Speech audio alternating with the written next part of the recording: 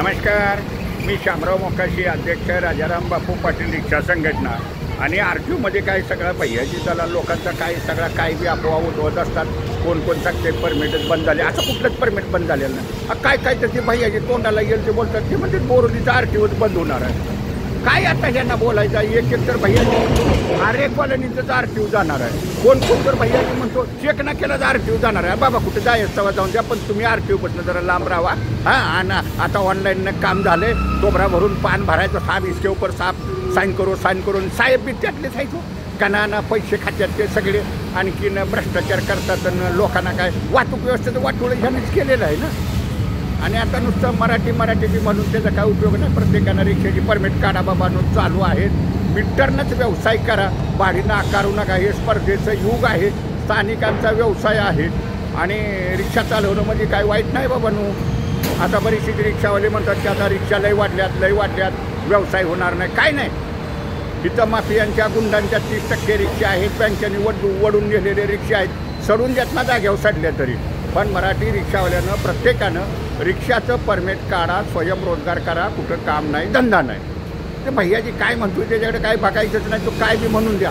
आणि हे लक्षात ठेवाय, त्या बोरोली आरटीओमध्ये तर एवढा तिथं काय गलका असतोय ना की त्या झोपड्यातनं फिटनेस देतात। मराठी रिक्षावाल्यांनी एवढंच लक्षात ठेवायचं आहे, ऑनलाईननं मोबाईलवरनं तुम्ही अपॉइंटमेंट घ्यायची, पासिंगची 700 रुपये फी असते।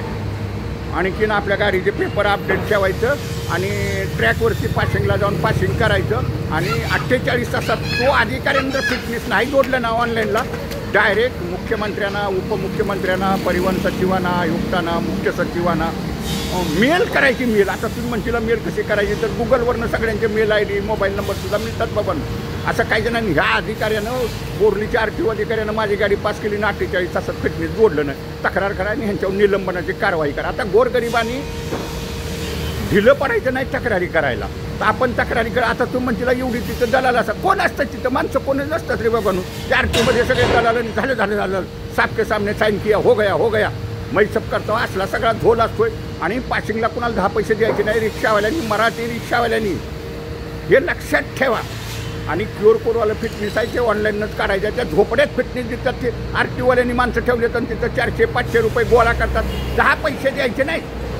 प्रत्येकानं असं काम करा आणि ऑनलाईन आपापली फिटनेस काढून घ्या। असं काय कुठल्या अफवेवरती काय विश्वास ठेवू नका, जावा तुम्हाला ऑनलाईननं परमिट मिळतं। परमिटसुद्धा काढता येतं बाबांनो 15, आणि परमिटसाठी काही तुम्हाला 15 वर्षाचा दाखला बिलकुल लागत नाही रे बाबांनो।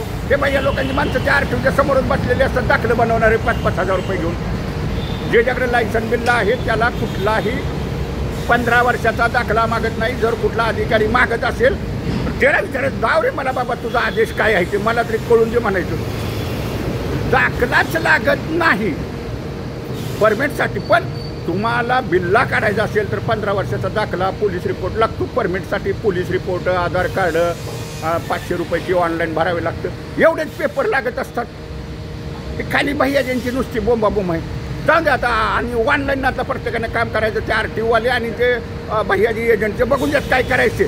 स्वतःची कामं स्वतः करा, खिडकीव करा। तुमची जर कामं केली नाही तर ऑनलाईन आरटीओची तक्रार करायला कुणीही भ्यायचं नाही। QR कोडवाला फिटनेस ऑनलाईननं काढून घ्यायचं, हे प्रत्येकानं लक्षात ठेवा। धन्यवाद।